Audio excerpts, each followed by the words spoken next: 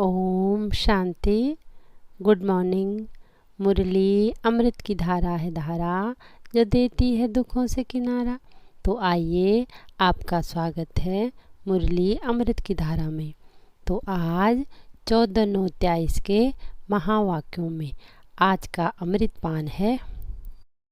परमात्मा बोले, याद के अभ्यास को सहज बनाने के लिए बाप को कभी बाप के रूप में, कभी टीचर के रूप में, तो कभी सतगुरु के रूप में याद करो।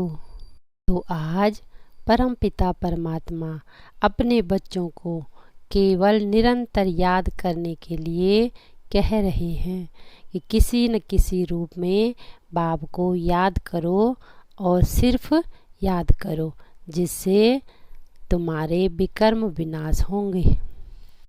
तो इसी नशे में रहो। देखो, ऐसा बाप क्या किसी को मिला है कभी, जैसा हम बच्चों को मिला है। फिर बाबा कह रहे अपने बच्चों को कि सारी दुनिया में ढिंढोरा पिटवा दो कि अब सुख की दुनिया यानी स्वर्ग का रचयिता स्वयं राजयोग सिखलाने आया हुआ है। वो बच्चों को स्वर्ग की बादशाही देते हैं। बच्चों के लिए हथेली पर वस्त्र लेकर आया है, इसलिए राजयोग सीखो। बाप स्वयं कहते हैं, बच्चे अब तुम्हारे 84 जन्म पूरे हुए, तुम्हें मेरे साथ घर चलना है। घर यानी शांति धाम, परम धाम चलना है। इसलिए देह का बांध छोड़ अशरीरी बनो, दैवी गुण धारण करो, तो दैवी दुनिया में चले जाएंगे। तो हमने अशरीरी बनने का, आत्मिक स्थिति में रहने का अभ्यास करना है। मैं आत्मा हूँ, इस शरीर द्वारा पाठ बजा रही हूँ। मैं ट्रस्टी हूँ, इसी याद में रहना है और अपने सब लौकिक कर्म निभाने हैं और दैवी गुणों की धारणा भी करनी है। दैवी गुण माना हर्षित मुख रहना है, प्रेम स्वरूप बनना है, सबके लिए शुभ भावना, शुभ कामना रखनी है। खान पान की शुद्धि रखनी है, पवित्र जीवन जीना है। फिर बाबा कहे, सबकी बुद्धि में है कि पतित पावन बाप एक है, जिसको लिबरेटर कहते हैं, यानी दुख हरता सुख करता कहते हैं। तो यह कोई मनुष्य व देवता का नाम नहीं है, यह है ही एक पतित पावन बाप की महिमा। पतित पावन सद्गतिदाता गॉड फादर को कहते हैं, क्योंकि यह महिमा मनुष्य की नहीं हो सकती। लक्ष्मी नारायण को, ब्रह्मा विष्णु शंकर को पतित पावन नहीं कह सकते। पतित पावन ऊंच ते ऊंच एक ही है, परम पिता परमात्मा। ऊंचा उनका नाम, ऊंचा उनका ठाव यानी रहने का स्थान है। परम पिता परमात्मा को ही शिव बाबा कहते हैं। शिव ही निराकार है। शिव का चित्र अलग और शंकर का चित्र अलग है। वह शिव बाबा बाप भी है, शिक्षक भी है और सतगुरु भी है। तो यह निश्चय पक्का होना चाहिए कि हमें परम पिता सतगुरु रोज पढ़ाते हैं, को कभी भी सर्वव्यापी नहीं कहेंगे। गाते भी है ना कि वह ज्ञान का सागर है। तो ज्ञान का सागर माना जो ज्ञान सुनाकर सद्गति करे। ज्ञान वह है जो ज्ञान सागर से ही मिले। इसलिए यह ज्ञान शास्त्रों में भी नहीं है। ज्ञान सागर को ही मनुष्य सृष्टि का बीज रूप कहते हैं। बाप ही क्रिएटर है, वह है बेहद का बाप और बाकी सब हैं हद के बाप। तो शिव बाबा है ही बापों का बाप, पतियों का पति और गुरुओं का भी गुरु है। सभी उनको याद करते हैं, साधना करते हैं। आजकल चित्रों के आगे, राम के आगे, शंकर के आगे लिंग रखते हैं।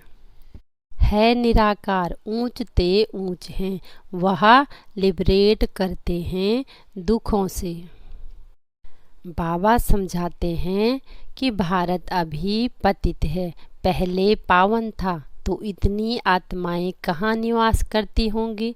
जरूर वो मुक्तिधाम वानप्रस्थ अवस्था में अर्थात वाणी से परे परम धाम में रहती हैं।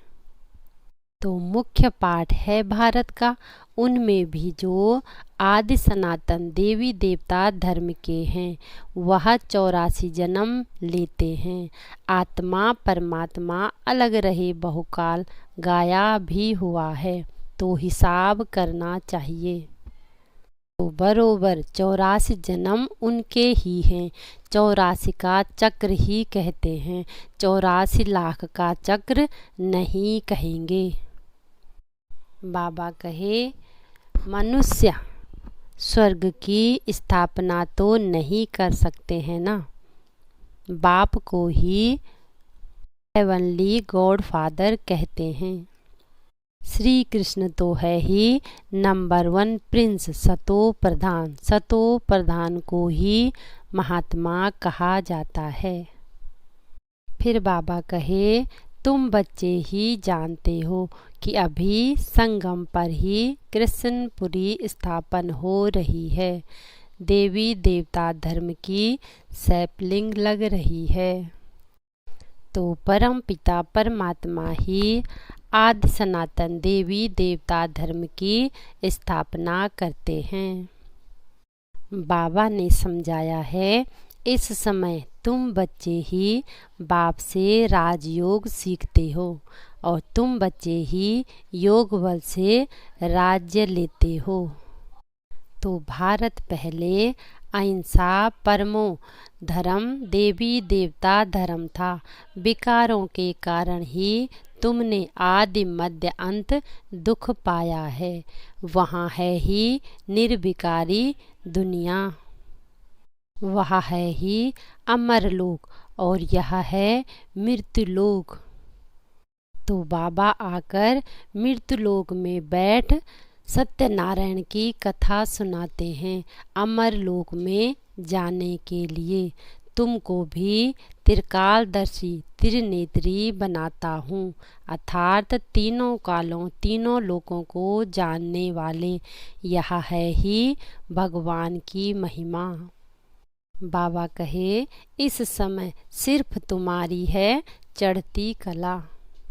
तुम शिव शक्ति पांडव सेना हो, दुनिया को पावन बनाने में मदद करते हो। तुमको ही वंदे मातरम कहते हैं। परम पिता परमात्मा ही आकर शक्ति दल द्वारा गुप्त सर्विस कराते हैं। तुम डबल अहिंसा वाले हो, राज्य लेते हो, परंतु कोई हथियार आदि नहीं है। बाबा कहे तुम ढिंडोरा पिटवाओ कि स्वर्ग का रचयिता राजयोग सिखलाने वाला वह भगवान आया हुआ है। वह हथेली पर वहिस्त ले आए हैं। श्री कृष्ण को हम भगवान नहीं कहेंगे, वह तो हैं ही दैवी गुणों वाले मनुष्य। तो बाबा ही बैठ समझाते हैं।